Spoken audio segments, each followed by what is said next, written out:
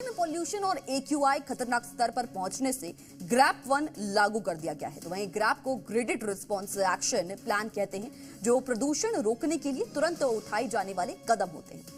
दिल्ली में तेजी से पॉल्यूशन बढ़ रहा है और इसके पीछे कई वजहें हैं। अलग अलग तरह की पाबंदियां लगाकर प्रदूषण कम करने की कोशिश हर साल की जाती है, लेकिन अब तक सरकारें दिल्लीवासियों को साफ हवा मुहैया नहीं करा पाई।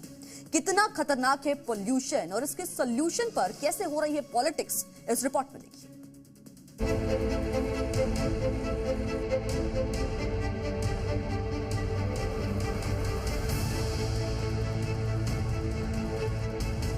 दिल्ली में आज से होटल्स और रेस्टोरेंट में कोयले और लकड़ी का इस्तेमाल नहीं होगा।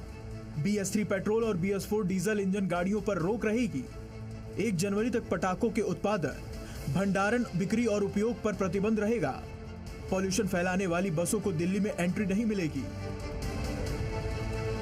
ये सारे नियम कायदे इसलिए क्योंकि दिल्ली में AQI 200 के पार पहुंच चुका है।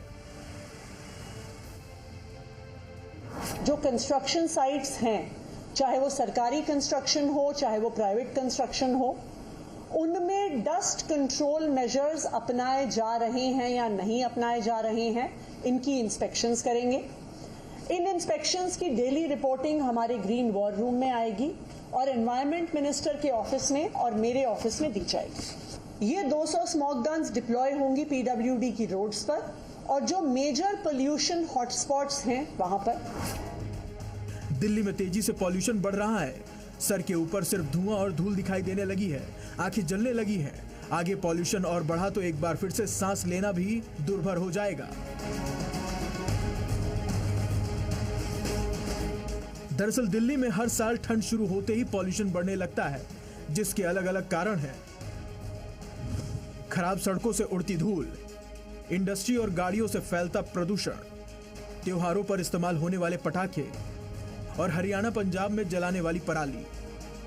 27 सूत्रीय पाबंदियां जो दिल्ली NCR में अभी लागू होंगी, जिसमें आप कंस्ट्रक्शन खुले में नहीं कर सकते। अगर खुले में कंस्ट्रक्शन हो रहा है और वो 500 स्क्वायर मीटर से ज़्यादा है तो वो उस पर रोक लगा दी गई है। पटाखों की बिक्री, उत्पादन और भंडारण पर भी रोक लगी हुई है। ये रोक 1 जनवरी 2025 तक लागू होगी। पंजाब, हरियाणा समेत देश के कई राज्यों के किसान अगली बुआई से पहले खेतों में खाली करने के लिए पराली जलाने लगते हैं, जिसकी तस्वीरें भी आने लगी हैं। पहली तस्वीर यूपी के संभल से है, जहां 3 हफ्तों में 22 से ज्यादा पराली जलाने की घटनाएं सामने आई हैं। किसानों से पराली जलाने पर 45,000 से ज्यादा जुर्माना वसूला गया है। यूपी के सिर्फ अलीगढ़, संभल और मथुरा से ही 200 से ज्यादा जगहों पर पराली जलाई गई है। दूसरी तस्वीर हरियाणा के फतेहाबाद से है, जहां 2 दर्जन से ज्यादा जगहों पर पराली जलाने की घटनाएं सामने आई है। किसानों पर 30,000 से ज्यादा हर्जाना भी वसूला गया है।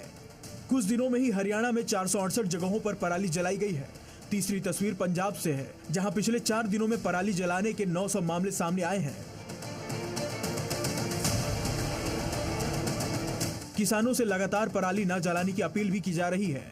साथ ही सैटेलाइट से निगरानी भी की जा रही है, लेकिन कई सालों से इस समस्या का सरकारें समाधान नहीं ढूंढ पाई हैं, बल्कि पराली को लेकर सॉल्यूशन ढूंढने के बजाय एक दूसरे पर पॉल्यूशन फैलाने का आरोप लगा रही है।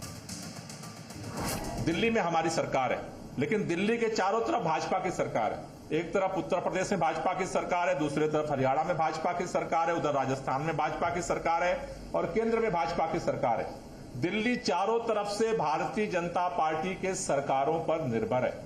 कि दिल्ली से जो हवा होके गुजरती है वो उत्तर प्रदेश जाती है, उत्तर प्रदेश से जो हवा आती है या उत्तर प्रदेश से जो पानी उल्टा नहीं आता है। राजधानी और उसके आसपास के इलाकों में प्रदूषण की समस्याएं नई नहीं है, लेकिन सरकारें इसका स्थायी समाधान ढूंढने के बजाय एक दूसरे पर दोषारोपण में लगी रहती हैं। फिलहाल तो ग्रैप A लागू किया गया है, लेकिन आगे और प्रदूषण बढ़ा तो लोगों को सांस लेना मुश्किल हो जाएगा। ब्यूरो रिपोर्ट, जी मीडिया।